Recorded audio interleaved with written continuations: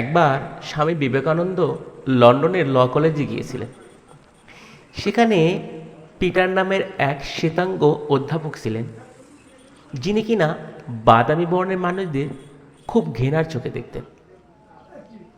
একদিন স্বামী বিবেকানন্দ দুপুরে খাবার সময় সেই অধ্যাপকের পাশে বসার জন্য যখন অগ্রসর হলেন, অধ্যাপক সঙ্গে সঙ্গে বললেন, আপনি কি জানেন না যে একজন শুয়োর আর একটা পাখি একসঙ্গে বসে খেতে পারে না?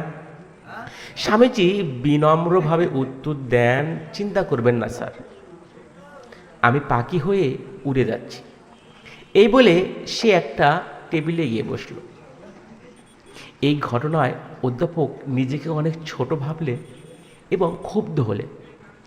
তিনি মনে মনে প্রতিশোধ নেওয়ার চিন্তা করলেন। এর কিছুদিন পর ওই অধ্যাপকের সঙ্গে স্বামীজির আবার দেখা হলো এবং স্বামীজিকে জিজ্ঞেস করেন, ধরুন আপনি একটা রাস্তা দিয়ে হেঁটে যাচ্ছেন, রাস্তায় দুটো ব্যাগ পড়ে আছে, একটাতে আছে জ্ঞান, অন্যটাতে আছে টাকা। আপনি কোন ব্যাগটি তুলে নিয়ে আসবেন? স্বামীজি এবারও তার জ্ঞানের পরিচয় দিলেন। তিনি বললেন, অবশ্যই আমি টাকার ব্যাগটি নিয়ে আসব। এতে সবাই অবাক হলেন। সাথে সাথে অধ্যাপক ব্যঙ্গ করে বললেন, আমি হলে ওই জ্ঞানের ব্যাগটি নিয়ে আসতাম। স্বামীজি আবারও তার নিজস্ব ভঙ্গিমায় উত্তর দিলেন, এটা হওয়াই স্বাভাবিক, কারণ যার কাছে যেটা নেই সে তো সেই ব্যাগই নিয়ে আসবে। অধ্যাপকের মুখ রাগে লাল হয়ে গেল। প্রতিশোধ নেওয়ার জন্য অধ্যাপক এর কিছুদিন পর যখন স্বামীজি প্রশ্নের উত্তর লিখছিলেন, সেই উত্তরের খাতায় অধ্যাপক ইডিয়েট লিখে দেন।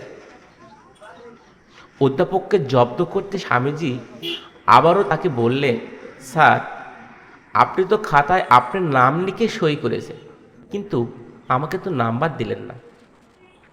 অধ্যাপক আবারও অপমানিত হলেন। স্বামীজি এভাবেই যেখানে গেছেন তার নিজস্ব প্রতিভার স্বাক্ষর রেখে গেছেন। তার উপস্থিত বুদ্ধি ছিলেন খুবই প্রখর।